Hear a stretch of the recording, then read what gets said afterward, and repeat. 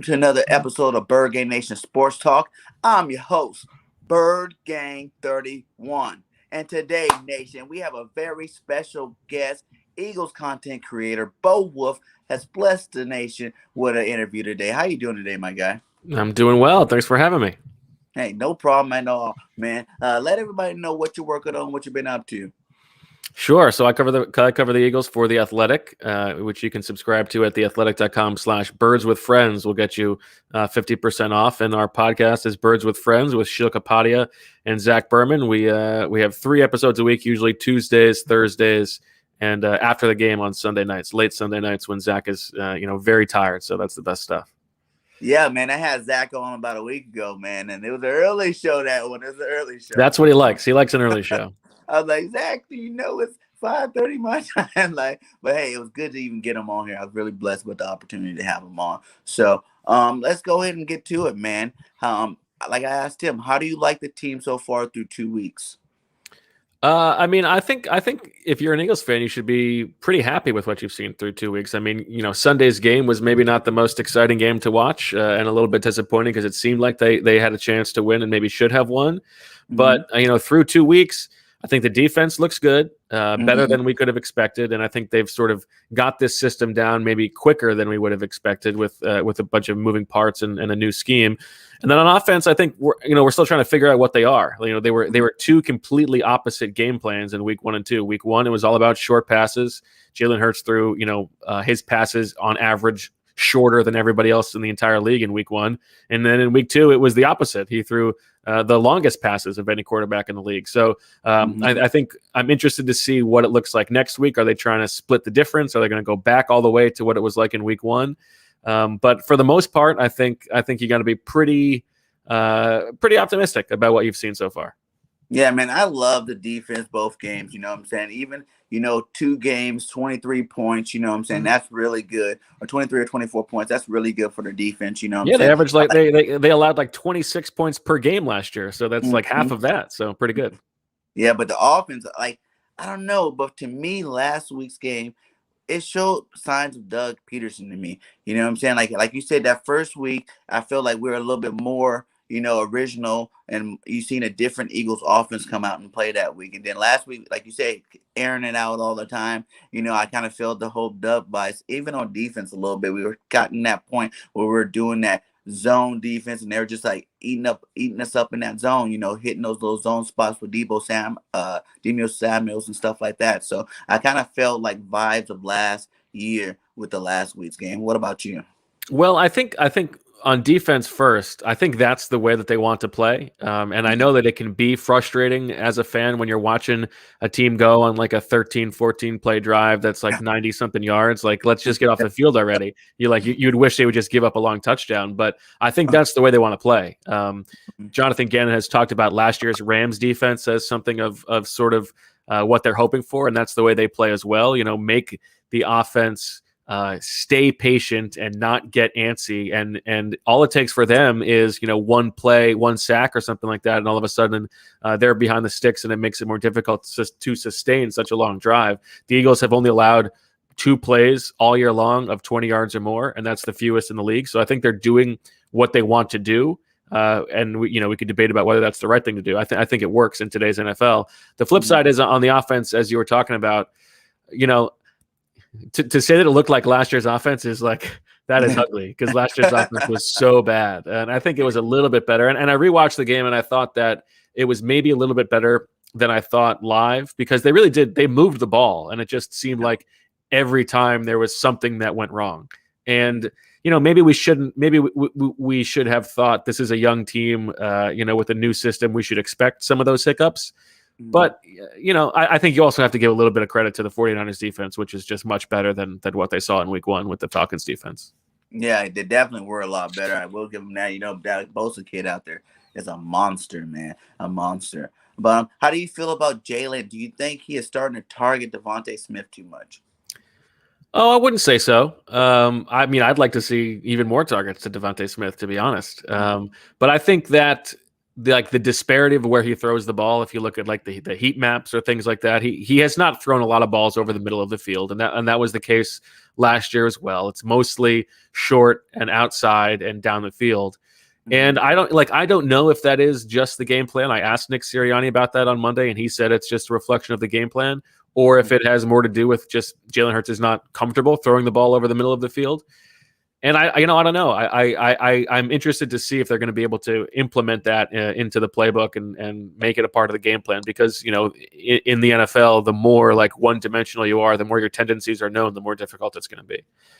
Yeah, and then you seen that game the Niners had the week before, with the Detroit Lions and Hawkinson, which is balling. The tight end, which is getting I think he had like 13 catches that game. He's I was like surprised. he's the only guy they have. Yeah, but I was surprised to see that we didn't use our tight end so much against that game. You know what I'm saying? Like Vic 3 was asking, you think they're focused more on the tight ends this week? Yeah, it's a little bit weird. I mean, 3 catches combined for Ertz and Goddard last week, and I know Ertz went on the COVID list this week. I think there's a chance that he could maybe be back for Monday, but we'll see. But Mm-hmm. yeah, I am surprised. I'm surprised that it hasn't been more of a priority to get Goddard involved in the offense. Mm-hmm. Yeah, man, Goddard needs to show up. You know what I'm saying? Those 2 catches, 1 catch, that's just not what we expected to come out of here. Most rookie quarterbacks, or even for say this is his second year, but, he's kind of still a rookie. You know what I'm saying? He only had played 4 games last week. But most young quarterbacks use that tight end a lot, you know what I'm saying, as a safety blanket. And we're just not seeing that with Jalen. Yeah, it's a little bit surprising. And he didn't. He did. I think he actually threw to Ertz more than he threw to any other player last year in his 4 games, and it was Mm-hmm. not a good rate of success. I think he only completed like 50% of those passes. So it is something that I'm curious to see if they will address. How do you like our running game so far? The fact that we have Boston Scott, but he has not even had a touch, I don't think. He hasn't played a snap. He's the Yeah, only guy on offense who hasn't played a snap. do you think it's just a new age Eagle where we're only going to pretty much focus on those 2 running backs, Miles Sanders and Kenny Gainwell? The Kenny Gainwell's doing his thing as a rookie. I can't give him no shame on that, but you would think that there'd be other backs rotating in. But right now we're only seeing Miles and Kenny. Yeah, I'm a little bit surprised that we haven't seen any of Boston Scott. I think he does some things well, and like there are things that Miles Sanders struggles with. So I am a little bit surprised. Maybe it's just because they haven't had, they haven't been on the field that much. Maybe that's what they're waiting for. But like Boston Scott is not even on special teams. He's on kickoff coverage. That's the only thing he's doing. It's interesting. But as for the running game as a whole, like Miles Sanders is sort of a tough player sometimes because he has juice in the open field for sure. He's got speed, but there are a lot of times when it seems like there's something blocked up well and he doesn't take the hole as it's supposed to go, and then he gets dropped for a loss. The 3rd and 6 on the opening drive this week, in which you're like, oh, why are they calling a run on 3rd and 6 and it gets stuffed? You rewatch that play. Jordan Mailata is like pulling across the formation to the right. And if Miles Sanders just follows him, it's going to be a first down. It's going to be a big play. And he doesn't. He goes back to the left and he gets dropped for a loss. And I think that probably happens more often than it should for a guy who has been in the league as long as Miles Sanders has. Yeah, man. Going back to his rookie days, what do you feel about the Philly special getting called? Oh man, goal line. Were you as if mad you're as gonna me? call that, you better be right, man. And it was bad. And we talked about this on our podcast. Like, I don't think Sirianni calls that play if he's not the coach of the Eagles or if it's not the first home game of the season. Like, I think he was sort of pandering a little bit. Like, let's give this crowd a Philly special on the first game that I'm here in front of the fans. And I think it was a little bit too cute. I think it was a little too cute. It was. I didn't even know that was a play until like kind of it unrevealed itself. I was like, what are they doing? You know what I'm saying? Like, I thought they were going to line up, play some smash mouth football, and get it in First there. and goal at the 1. Let's go. Yeah. I even want to see. Would you mind seeing? My Lotta at running back for one play on the goal line. Just how everybody wants that. I know. Yeah, man. Yeah, that's something you want to see as well. I don't know. I'd rather just run behind him. He's such a beast. I'd rather just run behind him. Right. Maybe make him the fullback. Okay, we lost Brandon Graham. Brandon Graham, yes, but we're gonna talk about the defense next. Brandon Brooks. Are you tired of seeing Brandon Brooks keep going down every single year? Like, he is great when he's on the field, but the last couple of years he hasn't really been there. How do you see the future for Brandon Brooks going? And what's your take on Landon Dickerson taking over for him? Yeah, I mean, this is the problem when you build a roster that has so many guys over the age of 30. I mean, it's nothing against Brandon Brooks. I think he's a great player when he's been on the field. Mhm. Nobody rehabs harder. He's like a superhuman uh, in terms of like recovery, but like he's 33 years old or whatever he is. And this, like, the same thing happened with Brandon Graham. Like that, this is just what happens. And so, like, you're thinking to yourself, okay, if only the lines can stay healthy, like, we're going to be really good this year. But the lines aren't going to stay healthy when, like, the majority of the guys are over 30. That's just how it works. Yeah. So, like, it's fine in terms of his future. I forget exactly what his deal is. I think there's a good chance that this is his last year in Philadelphia. He will be back this season. Nick Sirianni said it's not a season-ending injury. Mhm. But I mean, you've got a guy in Landon Dickerson, like, this is exactly what he was drafted for. So like, Brandon Brooks is one of, if not the best player on the team in terms of like how he compares to other players in the position, in Mhm. the league at his position. But it's also like the one position where the Eagles should be able to be fine, given that they spent this pick on Landon Dickerson. Um, you know, this is exactly what he's here for. And he was healthy enough to play last week. He was okay. He wasn't great. There were a couple of things in pass protection that I think he missed assignments on, like some stunts and twists up front. But like, if he can't get the job done, then like they shouldn't have drafted him. Yeah. And then we got Nate Herbert. But do you think that those couple plays, probably more too, that he probably wasn't getting first team reps all week?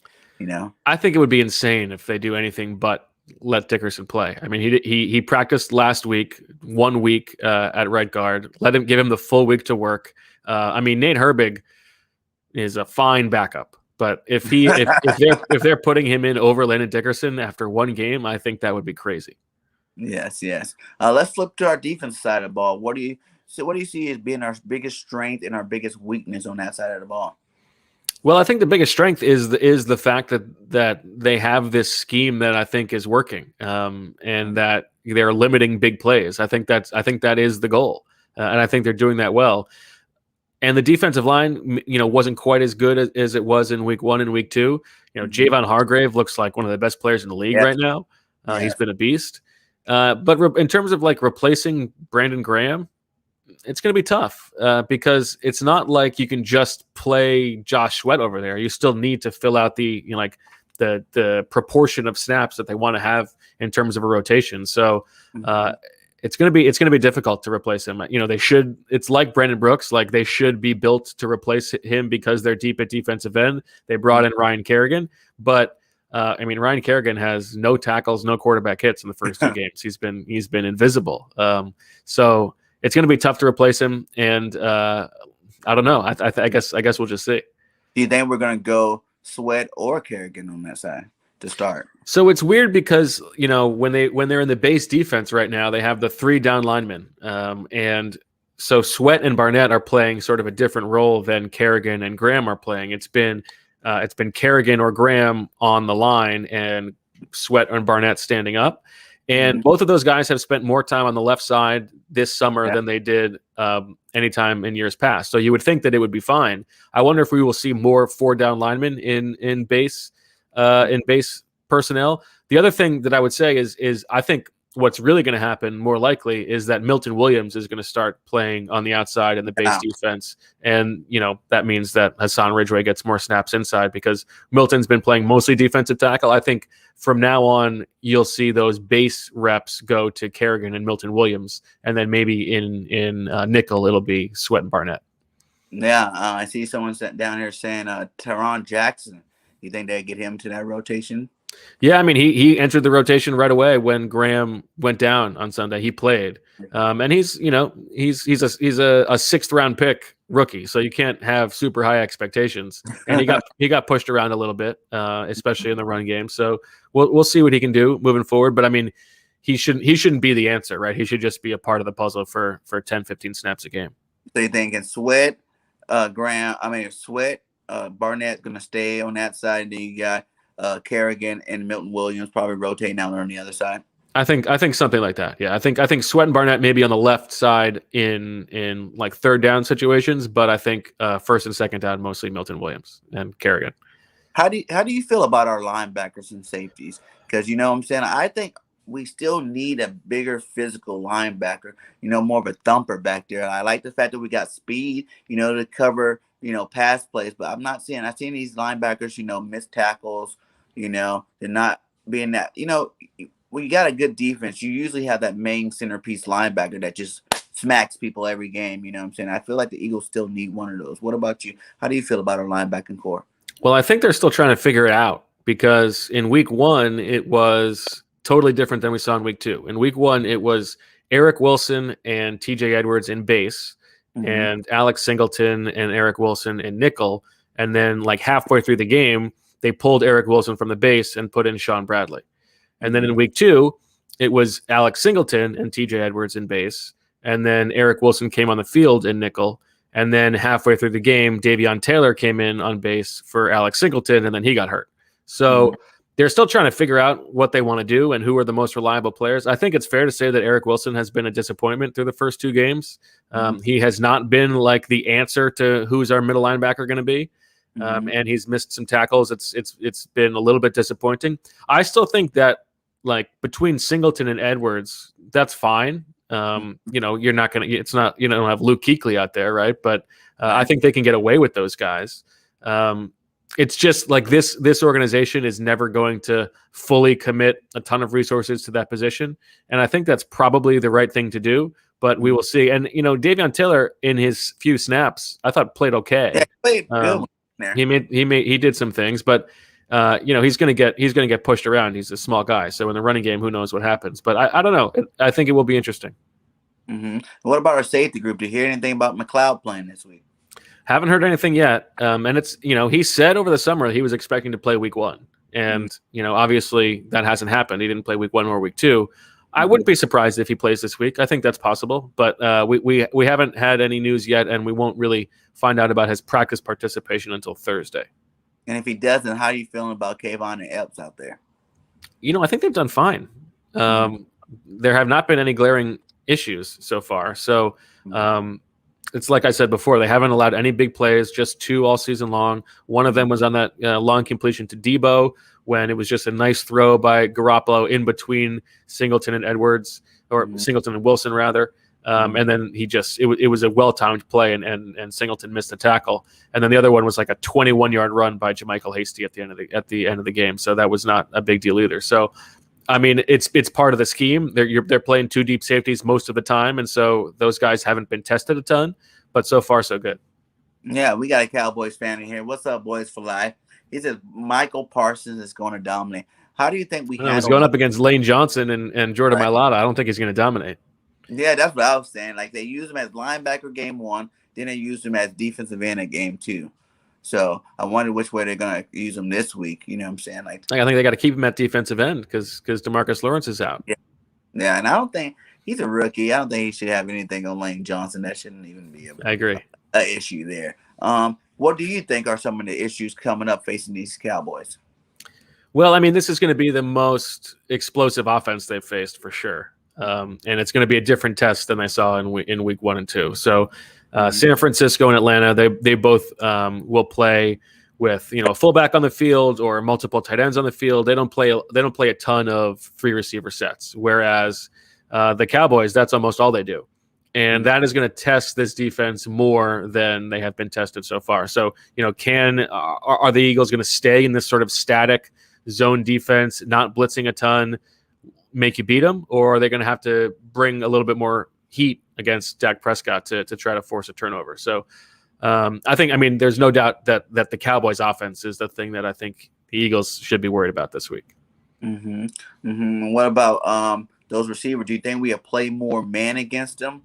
You know what I'm saying? Like this week, because I think Slade has shut down Cooper, year after year. He does a pretty good job against him. And then I imagine Nelson should be able to do a little bit against Lamb, as long as we have that, safety help over the top. Yeah, I mean, I think my guess is it's still going to be mostly zone. I think that's what their DNA is. So we'll see how much they change that. But it's going to be tough. CeeDee Lamb and Amari Cooper and Michael Gallup is a pretty difficult top 3. Yeah, but the good thing is Gallup's out. I don't think he's playing. Oh, that's right.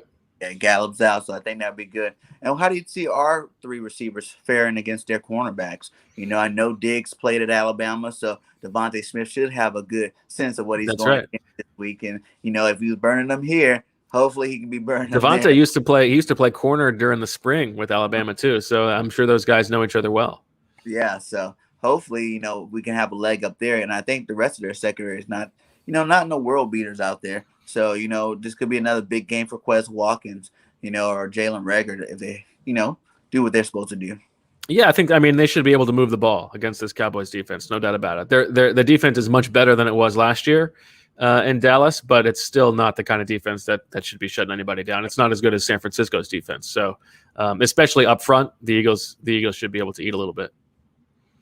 Yes. How do you feel so far about Nick Sirianni's first two games? I've been impressed. I think that from like a game management standpoint, he has been better than expected. Everybody talks about that introductory press conference, like how silly is this guy? Does he know what's going on? And he's had a good handle on things so far. I think he's held his timeouts for the end of halves. He's done that well in terms of like clock management. He's done a good job. In week one, the Falcons commit that penalty on the extra point. He immediately sends the 2-point crew on to go get that 1 yard easy 2-point conversion. I thought he did the right thing this week when they were down 14, score a touchdown late and going for 2 so that you can pull within 6 instead of just kicking the extra point. And he's been aggressive on fourth downs for the most part. So those things are all good things I'm happy to see. And then in terms of like him as an offensive play caller, obviously it was better in week 1 than it was in week 2. But they again, like I said, rewatching the game, I was a little bit more encouraged about Sunday's performance than I was live. So I would say overall, I'd go thumbs up for Sirianni. Yeah, that's cool. You know what I'm saying? Like, yeah, I do want to see him get a little bit, more aggressive. I want to see a couple, maybe it's a little bit more RPOs, a little bit more tight end pops types plays for the tight ends to get more involved in the game. And I think that should help out our offense a lot more. Who do you think is going to be the player to watch this game on offense? Good question. Maybe Gainwell. How about that? Because Gainwell.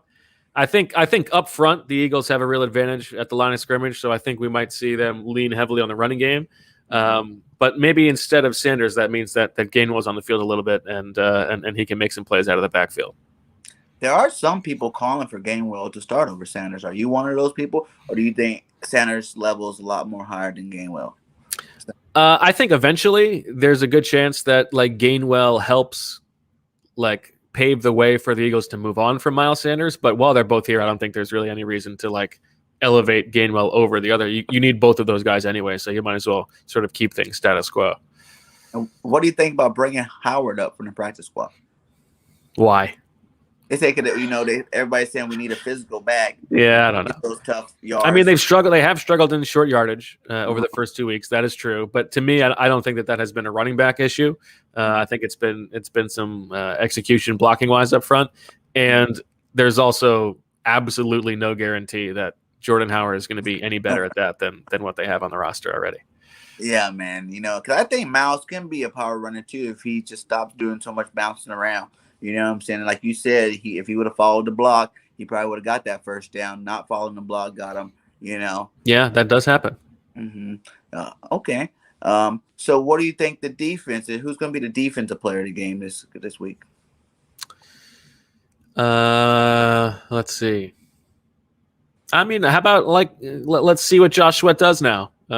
He's just signed his big contract. Brandon Graham is down, so he should be in a bigger role. Let's see if he steps up. I like Josh Sweat. He's really young. He's only 24 years old. I think it was a good contract for the Eagles to sign. But let's see what you got. Let's go out there and make a play. You just got paid. Yeah. Let's see what you got. Let's earn that paycheck. Do you give me 3 hot takes for the game? 3 hot takes. You're putting me on the spot.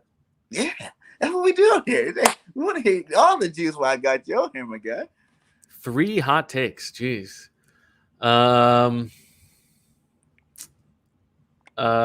Mike McCarthy will not be the Cowboys coach by the end of the season. Nice.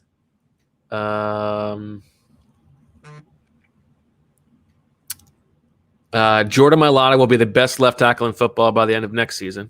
All right, I like that one. And Quez Watkins has a better career than Jalen Reagor. Woo! All right, those are some. See, it worked out because those were some great hot takes, my guy.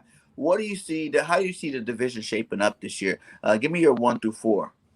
Well, I think it's these two teams. I think the winner of the division is going to be one of these two teams. I think the Giants are the worst team in the division. I think they're very bad.